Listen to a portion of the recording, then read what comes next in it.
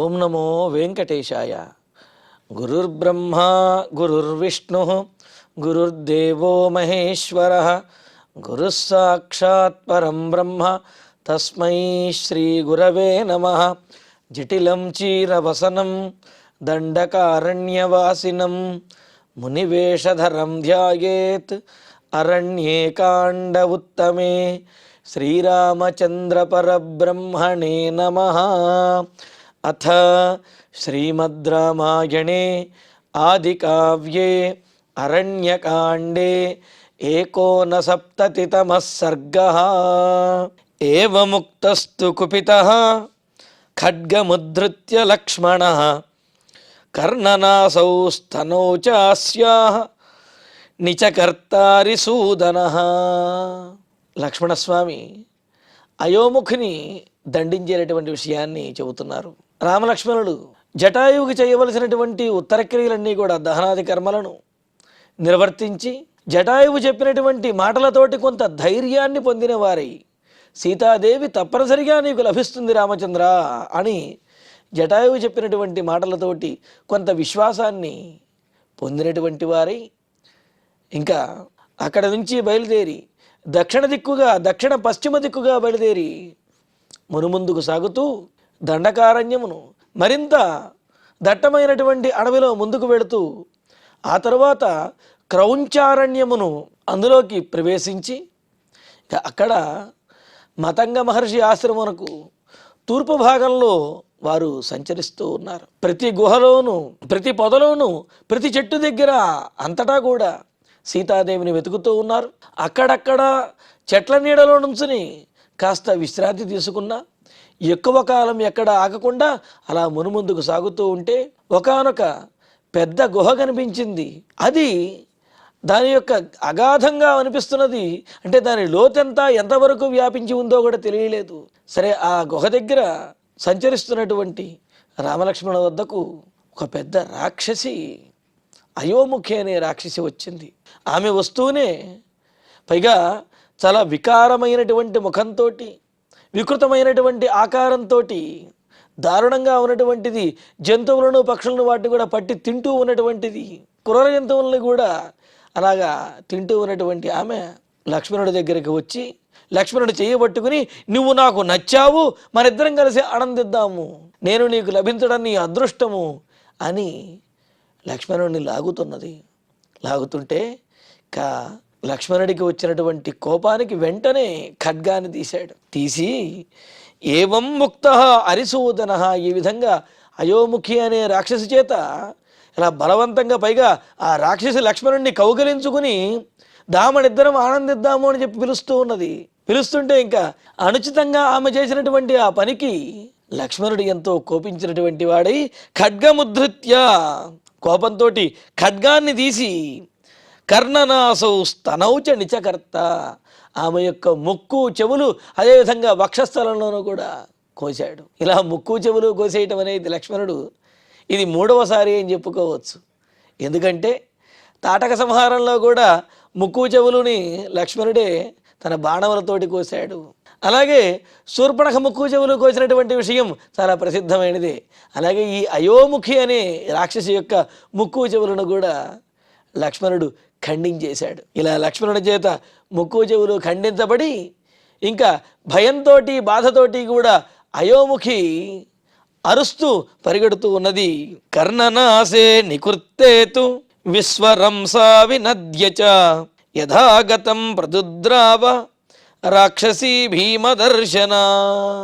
భయంకరమైనటువంటి ఆకారంతో ఉన్నటువంటిది ఆ రాక్షసి కర్ణనాసే నికృత్తే, కర్ణములు అంటే ఆ చెవులు ముక్కు ఇవి కొయ్యబడేసరికి లక్ష్మణుడు ఈ విధంగా ఖండించేటప్పటికీ పెద్దగా బిగ్గరగా పెద్దగా ఆర్తనాదం చేసి పెద్దగా అరుస్తూ మరి ఆ విధంగా రక్తం కారుతూ ఉంటుంది కదా, అరుస్తూ అక్కడి నుంచి యథాగతం ఎటు నుంచి అయితే వచ్చిందో అటువైపుకే పారిపోయింది ఆ యోముఖి. ఆమె అలా పారిపోయిన తర్వాత రామలక్ష్మణులు ఆ వనంలో ఇంకా మిగిలినటువంటి ప్రదేశములు అన్నిటినీ కూడా పూర్తిగా వెతుకుతూ ఆ పొదలు చెట్లు గుహలు ఇవన్నీ కూడా వెతుకుతూ ఉన్నారు. ఆ గుహ సమీపంలో ఉన్నటువంటి అన్ని ప్రాంతాలను గాలిస్తూ ఉన్నారు. తస్యాం గతాయాం గహనం విశంతౌ వనమోజస ఆసేదతు రమిత్రఘ్నౌ భ్రాతరౌ రామలక్ష్మణౌ. అయోముఖి ఆ విధంగా ఆర్తనాదం చేస్తూ అక్కడి నుంచి పారిపోయిన తర్వాత శత్రువులను వధించడంలో ఎంతో నేర్పరులైనటువంటి వారైన అన్నదమ్ములు ఆ రామలక్ష్మణులు ఇద్దరూ కూడా ఓజస, ఇంకా తమ పరాక్రమంతో ఏమాత్రము కూడా భయము లేకుండా గహనం వనం విశంతౌ, గహనం అంటే చాలా దట్టమైనటువంటి గాఢమైనటువంటి ఆ అడవిలోకి ప్రవేశిస్తూ ఆసేదతు, ఇంకా అనేకమైనటువంటి నిమిత్తాలను కూడా చూస్తూ ఉన్నారు. అలాగే ఎన్ని నిమిత్తములు కనిపించినా, అంటే ఎన్ని శకునములు కనిపించినా, రాక్షసులు కనిపించినా, తమ మీద దాడి చేయబోయినా ఇవేమీ లేదు, వీటిని పట్టించుకోకుండా ఎక్కడ ఏ విధంగా స్పందించాలో ఆ విధంగా స్పందిస్తూ పరాక్రమవంతులైనటువంటి ఆ రామలక్ష్మణుడు గాఢమైనటువంటి దట్టమైనటువంటి ఆ అడవిలోకి ప్రవేశించి వెళ్ళారు. ఇంకా లక్ష్మణస్తు మహాతేజా సత్వవాన్ శీలవాన్ శుచి అబ్రవీత్ ప్రాంజలిర్వాక్యం భ్రాతరం దీప్త తేజసం. మహాతేజా, గొప్ప తేజోవంతుడైనటువంటి వాడైన, సత్వవాన్ గొప్ప పరాక్రమశాలి అయినటువంటి, శీలవాన్ అంతేకాదు గొప్ప వ్యక్తిత్వము, సదాచారము, దయా కరుణ కలిగినటువంటి వాడు.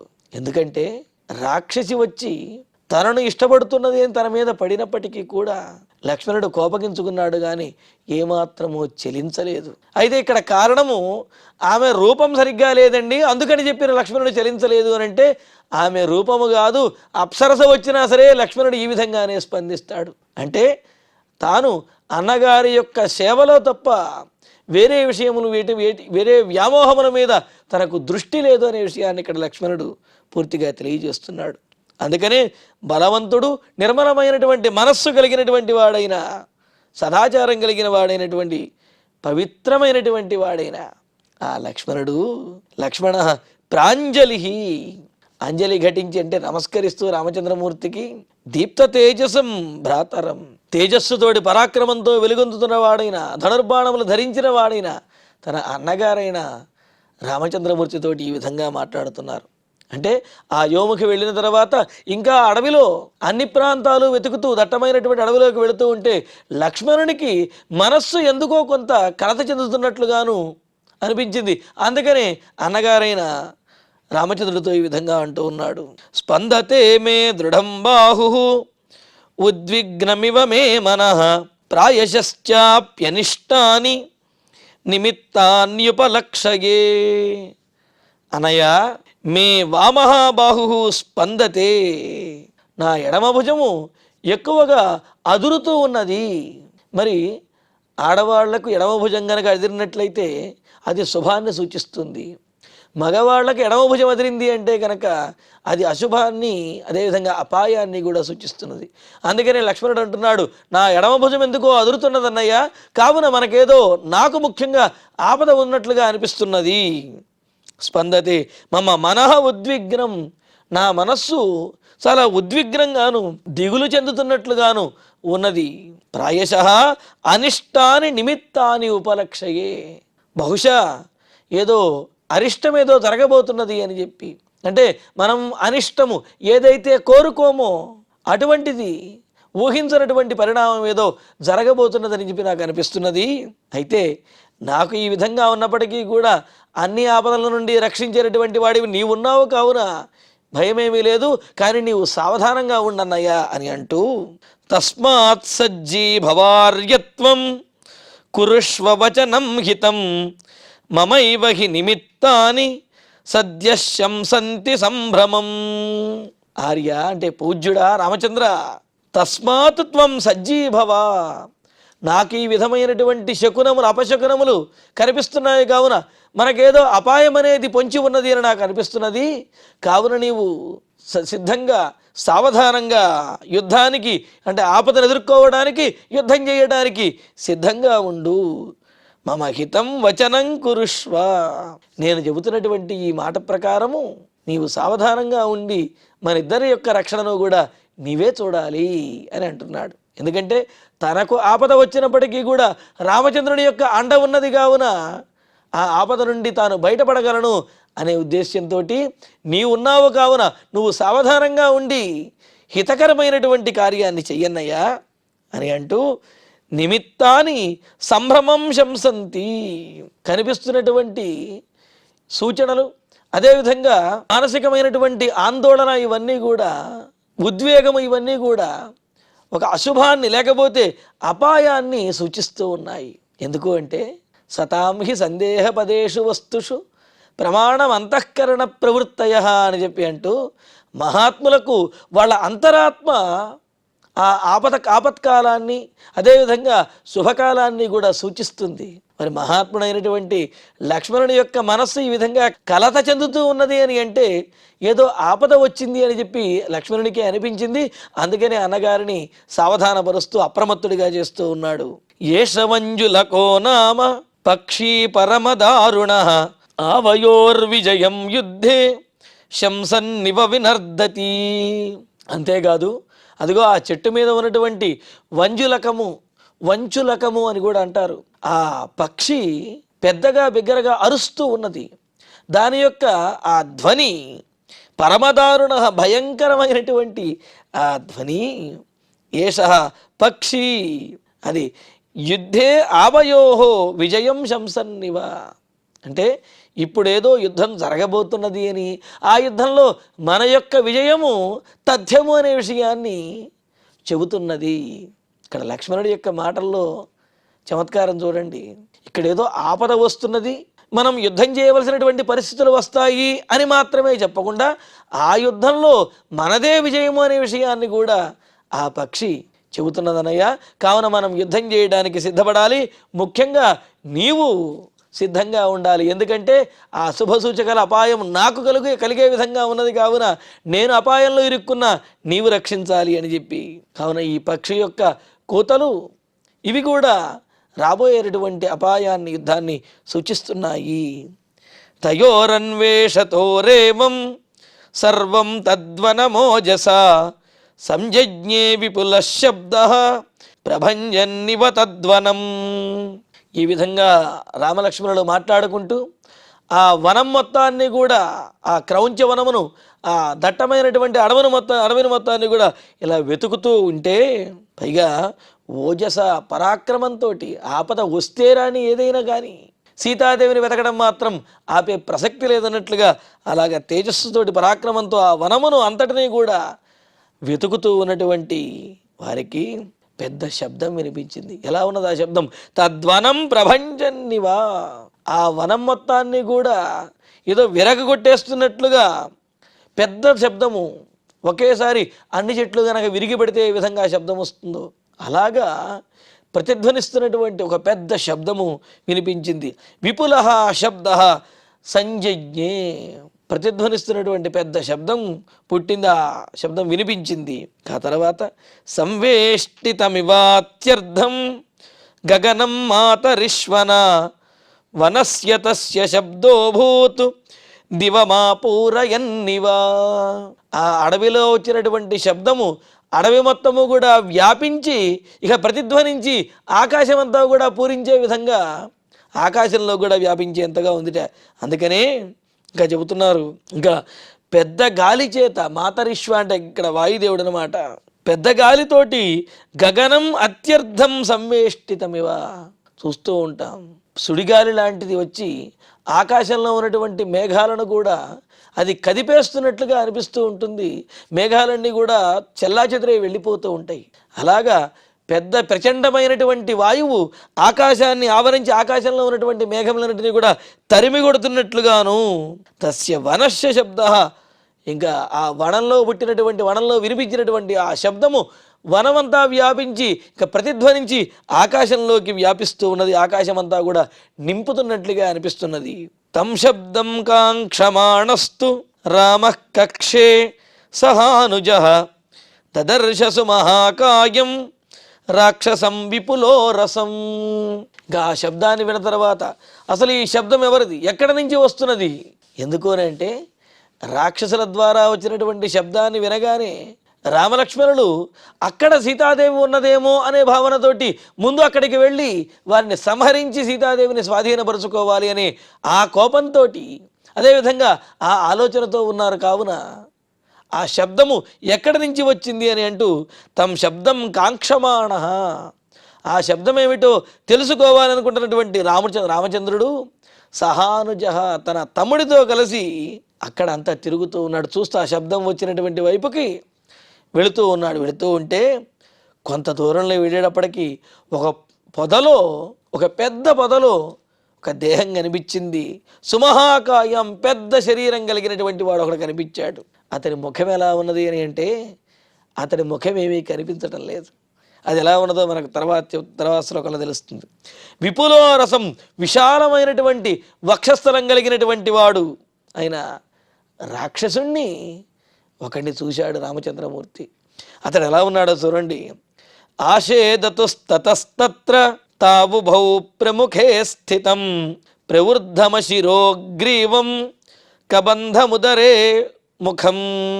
ఇంకా అలా దూరం నుంచి చూసేటప్పటికే చాలా ఎత్తుగా కనిపిస్తూ ఉన్నాడు, కానీ అతని యొక్క శిరస్సు కనిపించడం లేదు. అదే చెబుతున్నారు ఇక్కడ. తతః రామలక్ష్మణులిద్దరూ కూడా ప్రముఖే స్థితం, తమ ఎదురుగా ఉన్నటువంటి వాడైనా చాలా దూరంలో, అంటే అలాంత దూరంలో కనుచూపు మేరలో ఉన్నాడనమాట. అలా ఎదురుగా ఉన్నటువంటి వాడైన ప్రవృద్ధం, చాలా ఎత్తైనటువంటి వాడు, చాలా పొడవైనటువంటి వాడు, వెడల్పుగా కూడా తల ఉన్నాడనమాట. అంటే లావుగా ఎత్తుగా ఉన్నటువంటి వాడు. అశిరోగ్రీవం, మెడకాయ కానీ తలకాయ కానీ ఈ రెండు కూడా లేవనమాట. అంటే శిరస్సు కంఠము లేనటువంటి వాడైన ఉదరే ముఖం. మరి శిరస్సు కంఠం లేకపోతే ఆ రాక్షసుడు ఎలా చూస్తాడు, ఎలా వెళతాడు అని అంటే అతడికి కంఠము శిరస్సు లేవు, కానీ అతడి యొక్క ముఖం మాత్రం ఉదరంలో ఉన్నది. ఆ పొట్ట మీద అతని యొక్క ముఖం ఉన్నది. ఆ ముఖానికి ఒక కన్ను, అదేవిధంగా నోరు, ముక్కు ఇవన్నీ కూడా ఉన్నాయన్నమాట. అదే చెబుతున్నారు.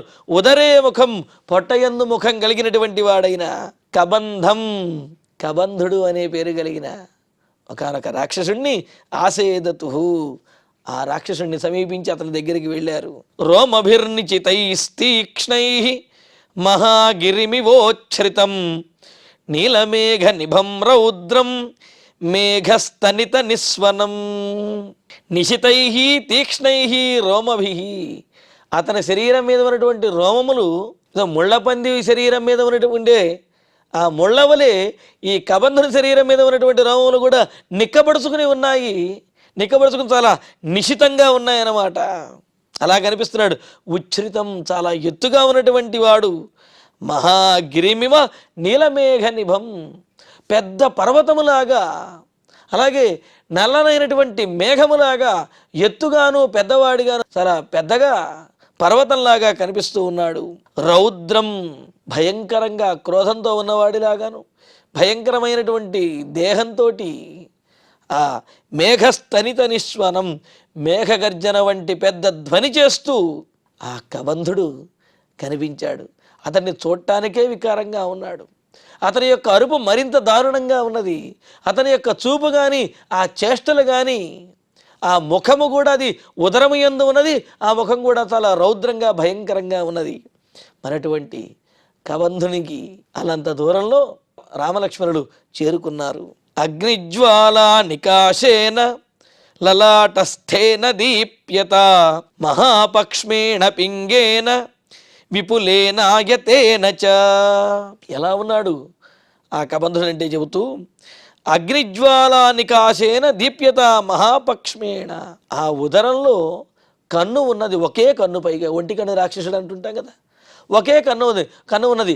ఆ కన్ను అగ్నిజ్వాలలాగా ప్రకాశిస్తూ ఉన్నది. ప్రకాశిస్తూ పైగా మహాపక్ష్మేణ, పెద్దదైనటువంటి కను రెప్ప, అంటే ఆ కనురెప్పలు వేస్తూ ఉంటే గాలి వీస్తున్నట్లుగా ఉన్నదన్నమాట. ఆ విధంగా ఉన్నది. సహజంగా కనురెప్పలు వేస్తే శబ్దం వినిపించడం కానీ గాలి రావడం కానీ మనం గమనించం. కానీ ఆ కబంధుని యొక్క కనురెప్ప అంత పెద్దదిగా ఉన్నది. పైగా అగ్నిజ్వాలలాగా ప్రకాశిస్తూ ఉన్నది. అగ్నిజ్వాల ఏ విధంగా అయితే రెపరెపలాడుతూ ఉంటుందో అలాగే కబంధుని యొక్క ఆ కనురెప్ప కూడా రెపరెపలాడుతూ ఉన్నదనమాట. విపులేన ఆయతేన ఉరసి, ఇంకా విశాలమైనటువంటి అలాగే విస్తీర్ణమైన దీర్ఘమైనటువంటి ఆ ఉరోభాగంలో వక్షస్థలంలో శిరస్సు విపులేన ఆయతేన ఉరసి, ఇంకా ఆ పొట్ట మీదేమో ఆయన యొక్క ముఖం ఉన్నది. ఆ ఆ ముఖం పైన మరి ఉరోభాగం అంటే ఆ వక్షస్థలం కనిపిస్తున్నది. విశాలమైనటువంటి వక్షస్థలం. ఆ వక్షస్థలం కూడా చాలా విశాలంగా దీర్ఘంగా ఉన్నది. మధ్యలో ఆ పొట్ట మీదేమో ఈ ముఖము, అదేవిధంగా ఆ కనురెప్ప కనిపిస్తూ ఉన్నది. కనురెప్ప మీద ఉన్నటువంటి ఆ వక్షస్థలము ముఖములాగా అనిపిస్తున్నది. అంటే ముఖము అంటే లలాటం అంటాం కదా, లలాటం లాగా చాలా విశాలంగా అనిపిస్తున్నది. అలాగా పింగేన వర్ణేన, పింగళ వర్ణం అంటే ఎరుపుతో కూడినటువంటి పచ్చదనం, అటువంటి వర్ణంతో ఉన్నటువంటి కనుగుడ్డు, ఎర్రనైనటువంటి కనుగుడ్డుతోటి పెద్దదైనటువంటి కనురెప్పతోటి ఉన్నటువంటి ఆ ముఖము, ఇంకా ఏకేనో రసి ఘోరేణ నయనేనాశుదర్శిన మహాదంష్ట్రోపన్నం తం లేలిహానం మహాముఖం. ఆ ముఖం అనేది ఆ ఉదరం యందు ఉండడంతో అక్కడే నోరు, అదేవిధంగా పెదవులు, అలాగే నాలుక కూడా ఉన్నాయి. ఘోరేణ ఆశుదర్శిన, పైగా ఆ కన్ను కూడా చాలా పెద్దదిగా ఉండడంతో చాలా దూరంగా ఉన్నటువంటి వస్తువులను కూడా, లక్ష్యములను కూడా వెంటనే చూడగలుగుతున్నాడు. వాటిని చూచిన వెంటనే వాటిని ఆక్రమించడానికి, వశం చేసుకోవడానికి ప్రయత్నిస్తూ ఉన్నాడు. శీఘ్రమైనటువంటి దీర్ఘమైనటువంటి చూపు కలిగినటువంటి వాడు. ఇంకా ఏకేన నయనైన, ఒక ఒంటి కన్నుతో ఉన్నటువంటి వాడు. మహాదంష్ట్రోపన్నం, పెద్ద పెద్ద కోరలు కూడా ఎక్కడ ఆ ఉదరం నుంచే వచ్చినటువంటి కోరలు. అంతేకాదు తన నాలుకతోటి తన 2 పెదవులను కూడా లేలిహానం నాకుతూ అతను ముందుకు నడుస్తున్నాడు. అంటే ఏది దొరుకుతుందా తినేద్దాము అన్నట్లుగా వాటిని బంధించి తినడానికి చూపేమో చాలా పెద్దదిగా ఉన్నది, దూరం నుంచి కూడా చూడగలుగుతున్నాడు. అలాగే చేతులు కూడా చాలా పెద్దవిగా ఉంటాయి. అదేవిధంగా ఆ నాలుకతోటి తన పెదవులను నాకుతూ ఏది దొరుకుతుందా తిందామా అన్నట్లుగా ఆ రాక్షసుడు మునుముందుకు వస్తూ ఉన్నాడు. మరి అలాగా ఆ వనంలో సంచరిస్తున్నటువంటి రాక్షసుడిని రామలక్ష్మణులు చూశారు. వాళ్ళు అలా చూచి ఇంకాస్త ముందుకు వెళ్ళేలోపే వారి యొక్క మార్గానికి ఆ కబంధుడు అడ్డు వచ్చేస్తాడు. మరి అప్పుడు ఏ విధంగా కబంధుడు రామలక్ష్మణులను ఎదుర్కొన్నాడు, ఎలా బంధించాడు, రామలక్ష్మణులు ఎలా విడిపించుకున్నారు, ఈ విశేషాలని తర్వాతి ప్రవచనంలో తెలుసుకుందాము. ఇక ఇప్పుడు శ్లోకాలను పారాయణ చేసుకుందాము. ఏవముక్తస్తు కుపితః ఖడ్గముద్ధృత్య లక్ష్మణః కర్ణనాసౌ స్తనౌ చాస్య నిచకర్తారి సూదనః కర్ణనాసే నికృత్తేతు విశ్వరంసా వినద్య చ యథాగతం ప్రదుద్రావ రాక్షసీ భీమదర్శన తస్యాం గతాయాం గహనం విశంతౌ వనమోజసా ఆసేదతు రమిత్రఘ్నౌ భ్రాతరౌ రామలక్ష్మణౌ లక్ష్మణస్తు మహాతేజాః సత్వవాన్ శీలవాన్ శుచిః అబ్రవీత్ ప్రాంజలిర్వాక్యం భ్రాతరం దీప్తతేజసం స్పందతే మే దృఢం బాహుః ఉద్విగ్నమివ మే మనః ప్రాయశ్చాప్యనిష్టాని నిమిత్తాన్యుపలక్షయే తస్మాత్ సజ్జీభవార్యత్వం కురుష్వ వచనం హితం మమైవ హి నిమిత్తాని సద్యః శంసంతి సంభ్రమం ఏష వంజులకో నామ పక్షీ పరమదారుణః ఆవయోర్విజయం యుద్ధే శంసన్నివ వినర్దతి తయోరన్వేషతోరేవం సర్వం తద్వనమోజసా సంజజ్ఞే విపులః శబ్దః ప్రభంజన్నివ తద్వనం సంవేష్టితమివాత్యర్థం గగనం మాతరిష్వన వనస్య తస్య శబ్దోభూత్ దివమాపూరయన్నివ తం శబ్దం కాంక్షమాణస్తు రామః కక్షే సహానుజః దదర్శసు మహాకాయం రాక్షసం విపులో రసం ఆశేదతుస్తతస్తత్ర తావుభౌ ప్రముఖే స్థితం ప్రవృద్ధమశిరోగ్రీవం కబంధముదరే ముఖం రోమభిర్నిచితైస్తీక్ష్ణైః మహాగిరిమివోచ్ఛ్రితం నీలమేఘనిభం రౌద్రం మేఘస్తనిత నిస్వనం అగ్నిజ్వాలానికాశేన లలాటస్థేన దీప్యత మహాపక్ష్మేణ పింగేన విపులేనాయతేన చ ఏకేనోరసి ఘోరేణ నయనేనాశుదర్శినా మహాదంష్ట్రోపపన్నం తం లేలిహానం మహాముఖం. ఇత్యార్షే శ్రీమద్ రామాయణే ఆదికావ్యే అరణ్యకాండే ఏకోనసప్తతితమే సర్గే 14 శ్లోకాః. ఇక ఇప్పుడు క్షమాప్రార్థన మంగళాంతంగా ఈనాటి ప్రవచన పారాయణ కార్యక్రమాన్ని పరిపూర్ణం చేసుకుందాం. యదక్షరపదభ్రష్టం మాత్రాహీనంతు యద్భవేత్ తత్సర్వం క్షమ్యతాం దేవ నారాయణ నమోస్తుతే. కాయేన వాచా మనసేంద్రియైర్వా బుద్ధ్యాత్మనా వా ప్రకృతే స్వభావాత్ కరోమి యద్యత్ సకలం పరస్మై నారాయణాయేతి సమర్పయామి. శ్రియః కాంతాయ కళ్యాణ నిధయే నిధయేర్ధినాం శ్రీవేంకట నివాసాయ శ్రీనివాసాయ మంగళం.